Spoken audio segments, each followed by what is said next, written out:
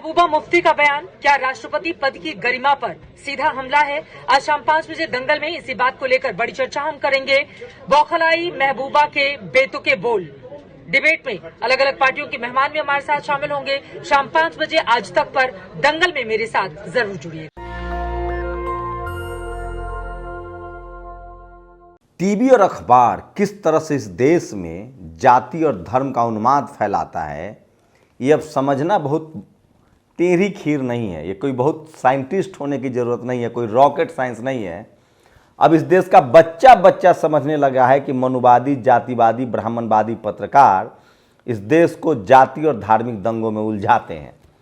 चित्रा त्रिपाठी आज एक कार्यक्रम कर रही है कि महबूबा मुफ्ती ने द्रौपदी मुर्मू का अपमान किया, जबकि महबूबा मुफ्ती ने जो बयान दिया है वो रामनाथ कोविंद पर, और उससे इस देश का सारा SC ST OBC माइनॉरिटी का समाज जो है वो सहमत है। वहीं दूसरी तरफ सोचिए, दो बड़े केंद्रीय मंत्री राजनाथ सिंह ने कहा है कि मैं नेहरू जी का अपमान नहीं कर सकता, कुछ लोग कर रहे हैं, और वहीं नितिन गडकरी ने कहा है कि सत्ता में अब मैं नहीं रहना चाहता हूं, राजनीति छोड़ना चाहता हूं, क्योंकि सत्ता जो चल रही है वो देश के लिए नहीं, जो सरकार चल रही है वो देश के लिए नहीं, सिर्फ सत्ता पाने के लिए है। क्या इस पर कोई टेलीविजन अखबार बहस करेगा? बिल्कुल नहीं करेगा। सोचिए, स्मृति ईरानी की बेटी के बार एंड रेस्टोरेंट में बीफ बिकता था। उस बीजेपी की वो महिला मंत्री हैं, कैबिनेट मिनिस्टर हैं, जो गाय गोबर गौमूत्र की बात करता है। इस पर कोई बहस हुई? नहीं। सोचिए, कांवड़ियों पर हेलीकॉप्टर से फूल बरसाए जा रहे हैं। आप कोरोना में मर रहे थे, आपको एम्बुलेंस नहीं मिल रहा था। ये पैसे कहाँ से आ रहे हैं? सरकारी अधिकारी उन पर फूल बरसा रहे हैं। क्या किसी धर्म विशेष के लिए इतनी सुविधाएं? क्या है इसकी वजह? क्या इस पर कोई मीडिया सवाल पूछेगा? मायावती राष्ट्रीय संपत्ति को बचा रही थी, पार्क बना रही थी, तो उन पर सवाल पूछा गया उसी मीडिया के द्वारा। मुसलमान कहीं बेचारा नमाज पढ़ ले अपना गमछा बिछा के, तो पेट में दर्द शुरू हो जाता है। नमस्कार, मैं शंभू कुमार सिंह और आप देख रहे हैं नेशनल दस्तक। ये मैं वही खबरें आपके लिए लेकर आता हूं जो टीवी अखबार आपसे छुपाता है, लेकिन देश को बताना बहुत ज़रूरी है, क्योंकि टीवी और अखबार, जो सुप्रीम कोर्ट के चीफ जस्टिस ऑफ इंडिया ने कहा है कि ये जो टीवी और अखबार है ये कंगारू कोर्ट लगाता है, ये झूठ फैलाता है, ये संविधान को कमज़ोर कर रहा है, डेमोक्रेसी को कमज़ोर कर रहा है। सोचिए, आज महबूबा मुफ्ती ने एक बयान दिया है कि राष्ट्रपति कोविंद जो अब रिटायर हो गए हैं, उन्होंने पार्टी के एजेंडा को आगे बढ़ाया, संवैधानिक मूल्यों को उन्होंने हिफाजत उतनी मजबूती से नहीं की। इसमें कौन सी गलत बात कही है? उन्होंने बिल्कुल स्टैंड नहीं लिया कई मामलों पर। अब उसको चित्रा त्रिपाठी, जो आज तक की एंकर है, वो कह रही है कि ये राष्ट्रपति का अपमान है, द्रौपदी मुर्मू से जोड़ रही है। ये सब जानते हैं कि बीजेपी के आने के बाद तमाम इंस्टीट्यूशन का दुरुपयोग हो रहा है। ED, CBI, बीजेपी कांग्रेस भी करती थी, ऐसा नहीं है। CAG, तमाम इंस्टीट्यूशन, सुप्रीम कोर्ट के 4 जज बोल चुके हैं, अभी सुप्रीम कोर्ट के चीफ जस्टिस बोल रहे हैं। तो इन टीवी वालों से सावधान रहिए, इनके चपेट में मत आइए। ये वही टीवी वाला ये बहस नहीं करेगा कि क्या मोदी के खिलाफ बगावत शुरू हो गई है। राजनाथ सिंह ने ऐसे ही संकेत दिया कि मैं किसी भी कीमत पर नेहरू की निंदा नहीं करूंगा, जो इस देश के पहले प्रधानमंत्री थे। आज नितिन गडकरी मंत्री हैं, वो कांग्रेस के तो मंत्री नहीं है, वो किसी और दल के तो नहीं। वो कह रहे हैं कि आज जो सत्ता चल रही है, जो आज सरकारें चल रही है, जो आज के नेता हैं, वो सिर्फ सत्ता के लिए लड़ाई में लगे हुए हैं। क्या इसे बगावत नहीं माना जाए? लेकिन क्या मजाल है कि टीवी अखबार इस पर बहस कर लेगा। स्मृति ईरानी की बेटी के रेस्टोरेंट एंड बार में बीफ बिकता है, मैं उसके खिलाफ नहीं हूं, लेकिन वो कौन लोग हैं जो बीफ के नाम पर राजनीति करते हैं? कौन लोग हैं जो फ्रिज में मांस ढूंढ लेते थे? क्या वो जाएंगे स्मृति ईरानी के घर, विरोध करेंगे? ये सब सवाल हैं जो आपको सोचना पड़ेगा कि टीवी और अखबार वही खबरें दिखाता है जो बीजेपी और RSS के लिए मददगार हो। नेशनल दस्तक आपके लिए वो खबरें लाता है जो इस देश के लिए ज़रूरी है। तो कभी किसी भी तरह के इस तरह के उन्माद में न पड़े। रामनाथ कोविंद पर महबूबा मुफ्ती ने साधा निशाना। उन्होंने रामनाथ कोविंद को लेकर कहा है, जो इस देश का हर SC ST OBC माइनॉरिटी के लोग इस बात को मानता है। और सोचिए किस तरह से इस देश में जो जरूरी खबरें हैं वो नहीं बताया जाता है। राजनाथ सिंह ने कहा है कि मैं नेहरू की निंदा नहीं करता हूं, तो क्या वो बगावत के मूड में हैं? सारे कैबिनेट मिनिस्टर्स को साइड कर दिया गया। जानकार बताते हैं कि सरकार में सिर्फ 1 या 2 शख्स फैसला लेते हैं, कैबिनेट की मीटिंग तक नहीं होती है। आज संसद में 4 सांसदों को रेस्ट्रिकेट कर दिया गया, निलंबित कर दिया गया, क्योंकि वो जीएसटी महंगाई का मुद्दा उठा रहे थे।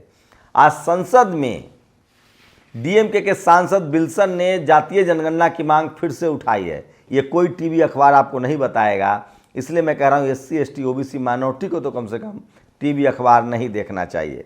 और सोचिए भोपाल के होशंगाबाद में सड़क को किस तरह से सड़क टूट गया, कोई टीवी अखबार बहस नहीं करेगा। बीजेपी की सरकार है, 500 करोड़ की सड़क पहले ही साल में धंस गई। आप कल्पना कर सकते हैं? सोचिए कांवड़ लेकर लोग फूल बरसा रहे हैं कांवड़ियों पर। ये वही लोग हैं जो आपको एम्बुलेंस नहीं मुहैया कराते हैं, लेकिन उसी पर लोग सवाल पूछ रहे हैं कि अंबानी, अडानी, जज, कलेक्टर, नेता, मंत्री, सांसद, व्यापारी के बेटा को कभी कांवड़ लाते हुए देखे हो? ओबीसी रजनी पटेल ने ये सवाल पूछा है। तो धीरे धीरे लोग सवाल कर रहे हैं, सवाल पूछ रहे हैं। सोचिए नीदरलैंड के रोटरडैम शहर में आयोजित world police and fire games में स्वर्ण पदक जीतकर देश का नाम रोशन किया है। नाम है इनका रागनी नागर। तो समझिए किसान परिवार के बच्चे कितना मेहनत कर रहे हैं। कल आप लोग को ये माफ़ कीजिएगा, रेसलर बबीता नागर इनका नाम है। बबीता नागर को बहुत बहुत बधाई। तो ये सब किसान जाति से हैं, किसानों के बच्चे हैं। और अभी नीरज चोपड़ा ने मेडल जीता था। मेरठ के SSP और DM हेलीकॉप्टर से कांवड़ियों पर पुष्प वर्षा कर रहे हैं। कुछ फूल हवा में उड़ रहे हैं, कुछ वापस अंदर आ रहे हैं। सवाल है कि इसका खर्चा कहाँ से आता है और ये सब क्यों किया जा रहा है? आप सोचिए, देश में कोयले की कोई कमी नहीं है, लेकिन आपको अडानी का कोयला जो ऑस्ट्रेलिया से आ रहा है उसको आयात करना, खरीदना पड़ेगा, ये सरकार ने कहा है। और अंत में आपको बताऊंगा फूलन देवी की दर्दनाक कहानी की, कैसे जेल में उनका यूट्रस बच्चेदानी निकाल दिया गया था बिना पूछे कि कोई दूसरा फूलन देवी पैदा ना हो। कैसे फूलन देवी का हत्यारा, कमज़ोर, जो अपने आप को ताकतवर कहता है, वो उनसे मिलने गया था, कहा था कि मैं आपकी पार्टी ज्वाइन करना चाहता हूँ, एकलव्य सेना। उसने खीर खाया और निहत्थे फूलन देवी पर हमला किया। आपको बताऊंगा कि कैसे फूलन देवी ने 22 अत्याचारी बलात्कारियों को लाइन में लगाकर मर्डर कर दिया था, और कैसे BP सिंह को इस्तीफा देना पड़ा था, और कैसे इस देश में मुलायम सिंह यादव ने उनकी सारे केस को वापस लिया, और कैसे बिना कोर्ट के फैसला के उनको 11 साल तक जेल में रखा गया था। और आज कैसे उनका हत्यारा जातीय अहंकार में घूम रहा है, जिसको उम्र कैद की सजा हुई थी, वो बेल पर है और वो जाति विशेष का नेता बन रहा है। वहीं लवलीन जो ओलंपिक मेडल जीत चुकी हैं, उन्होंने आरोप लगाया है कि उनके कोच को हटा दिया गया है। तो ये तमाम खबरें आपको कोई सोशल मीडिया के अलावा कोई नहीं बताएगा। विश्व कप में स्कीट इवेंट में भारत को प्रथम गोल दिलाने वाले शूटर मेराज अहमद खान को बहुत बहुत बधाई। ये वो तमाम खबरें हैं जिनको छुपाया जा रहा है, आपको बताया नहीं जा रहा है। बार बार छिपाने से बार नहीं छिपता है। सोचिए किस तरह से ये लोग गाय गोबर गौमूत्र की बात करते थे, अब साफ हो गया कि स्मृति ईरानी की बेटी जो रेस्टोरेंट एंड बार चलाती हैं, उसमें बीफ बिकता था। और ये एक बीजेपी का और ब्राह्मण नेता है जिसने सीधे आदिवासी समाज को जाति सूचक अपमान किया है। और इस शख्स को, इसका नाम है प्रेम शुक्ला। ट्राइबल आर्मी ने मांग की है कि इस शख्स के खिलाफ SC ST एक्ट में मुकदमा होना चाहिए, क्योंकि असुर भारत में एक जाति है आदिवासियों की और उसका अपमान किया जा रहा है। सोचिए, जयराम रमेश लिख रहे हैं, पहले राजनाथ सिंह जी ने और अब नितिन गडकरी जी ने अपने मन की बात कही है। क्या ये जलवायु परिवर्तन के संकेत है और आस्था का एक रूप? ये भी देखिए किस तरह से जब आप कांवड़ लेके जाते हैं तो कैसे वहाँ रेस लगी होती है। और सोचिए फूलन देवी ने धम्म अपनाया, उस दिन अपनाया जब रविदास महाराज का जन्मदिन था, और वहाँ अपनाया जहाँ बाबा साहब ने धम्म का रास्ता दिखाया था। फूलन अगर डर जाती तो फुलिया होती, इसलिए फूलन देवी बनी, फूल से फूलन देवी बनी। वो फूल से फूले की संतान थी। राजेंद्र प्रसाद ने इस तरह से उनको याद किया है और सोचिए फूलन देवी को किस तरह से इस देश में एक भी सवर्ण समाज की महिला फूलन देवी के तारीफ में नहीं बात करती है। उस फूलन देवी की तारीफ में जिसने अपने ऊपर अत्याचार का बदला लिया, बिना नोटिस के, बिना कोर्ट के फैसले का 11 साल उन्होंने जेल में बिताया, उनकी बच्चेदानी निकाल दी गई थी। आज उनकी शहादत दिवस है। एक डरपोक निकम्मा आदमी झूठ बोलकर उनके घर गया, उनके हाथ का खीर खाया और फिर उन्हीं की हत्या कर दी, और वो अपने आप को बहादुर कहता है। आगे भी बताऊंगा कि किस तरह से देश भर में और दुनिया भर में लोग फूलन देवी को याद कर रहे हैं। वहीं दिल्ली यूनिवर्सिटी में फूलन देवी के कार्यक्रम को पुलिस ने रोक दिया और कुछ प्रोफेसरों को डिटेन किया है। उत्तर प्रदेश में बाबाजी सरकार की कुल आमदनी का 21% यानी 31,517 करोड़ टैक्स दारू से आता है। तमिलनाडु में सबसे कम टैक्स 5 करोड़ रुपए दारू से आता है। ये डेटा है जो मैं आपको बता रहा हूँ, इसलिए कह रहा हूँ कि सबसे ज़्यादा जो दारू पीने वाले लोग हैं वो यूपी में। ये देखिए 5.8 शेयर इन रेवेन्यू 5.8% है, जबकि 21% रेवेन्यू जो है वो दारू से है। यूपी का 31,517 करोड़ आता है, वहीं तमिलनाडु में मात्र 7,262 करोड़ रुपए का रेवेन्यू है दारू से। ओ माय गॉड, सोचिए ये तस्वीरें सोशल मीडिया पर श्रीनिवास ने शेयर किया है। प्रधानमंत्री कह रहे थे कि ड्रोन से हम क्वालिटी चेक कर लेते हैं, और बीजेपी उत्तर प्रदेश, गुजरात, मध्य प्रदेश में देखिए किस तरह से रोडें टूट रही है। और ये वो 4 सांसद हैं कांग्रेस के, रमैया हरिदास, ज्योति मणि, TN प्रतापन और मानिक टैगोर, जिनको बर्खास्त कर दिया गया क्योंकि वो मांग कर रहे थे कि महंगाई पर चर्चा हो। वीरांगना फूलन देवी पर दिल्ली विश्वविद्यालय में प्रोग्राम आयोजित करने पर दिल्ली पुलिस ने ड्यू शिक्षकों को अरेस्ट किया। अनमोल प्रीतम ने ट्वीट किया है।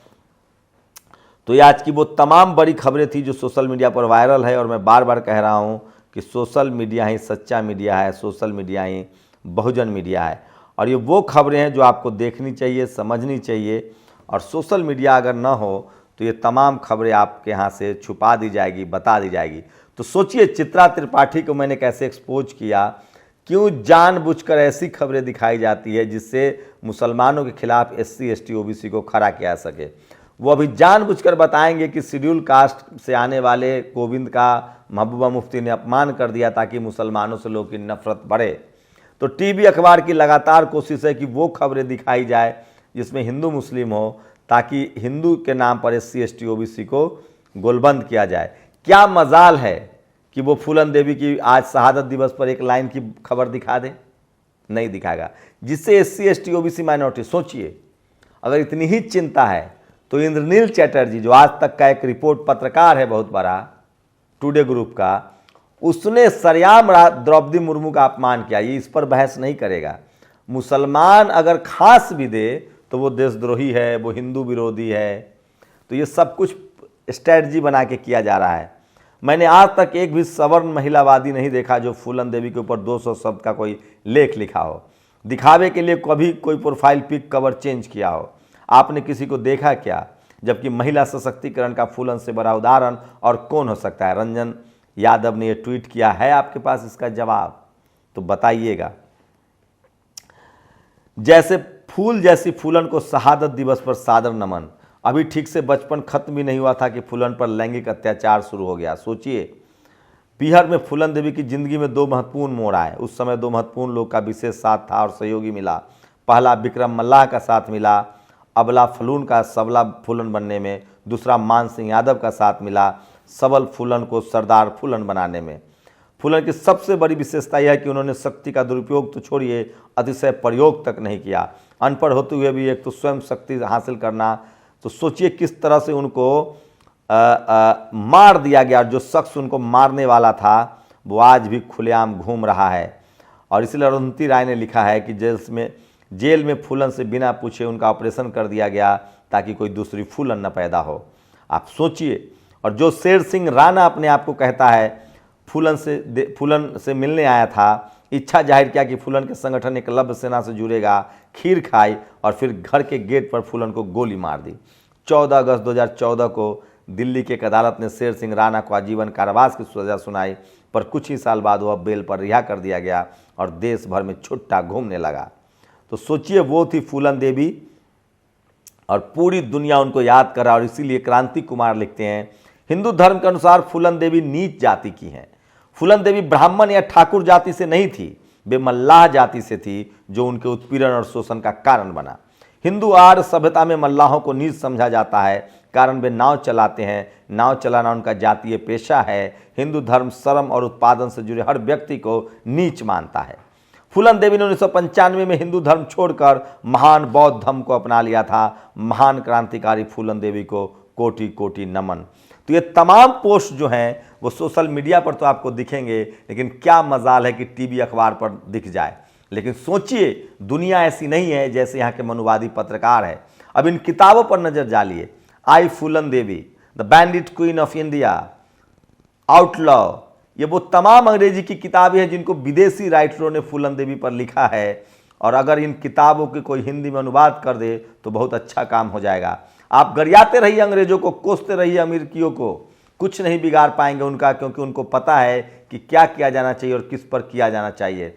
आप तो बस जौहर और गोबर की गाथा गाइए, लाठी भाजिए और अपने हर धर्म को परिस्थिति बस किया गया काम बताकर घिनौनी हंसी हंसते हुए मुर्गा खाकर दारू पीकर सो जाइए। दूध पीकर भी सो सकते हैं, क्योंकि नैतिकता तो आपके धर्मों और बिरादरी के महापुरुषों में है। जीवन में नैतिक होना जरूरी नहीं है। ये वो तमाम खबरें हैं जो सोशल मीडिया आपको बताता है। गंगा आरती और पंडों पर लगेगा शुल्क, पंडित जी लोग नाराज हैं आजकल। राजेंद्र प्रसाद सिंह की एक लाइन जरूर सुनिए आप।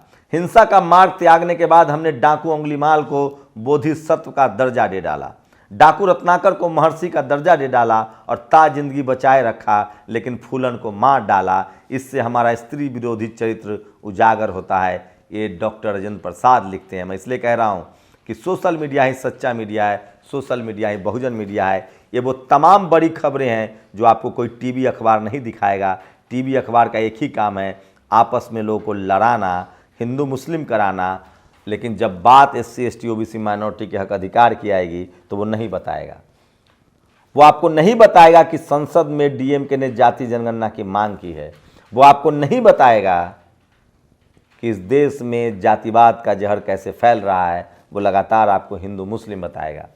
आपको बताना है कि क्या ये खबरें जो मैंने आपको बताया ये आपके लिए ज़रूरी है या ज़रूरी नहीं है। शुक्रिया। नेशनल दस्तक की आपसे गुजारिश है कि अगर इसको बचाना चाहते हैं तो नेशनल दस्तक को सब्सक्राइब करने के लिए रेड कलर के सब्सक्राइब बटन को दबाएं, फिर बेल आइकन की घंटी दबाएं। नेशनल दस्तक को बचाने के लिए बहुत ज़रूरी है कि हर खबर को शेयर करें, लाइक करें, कमेंट जरूर करें।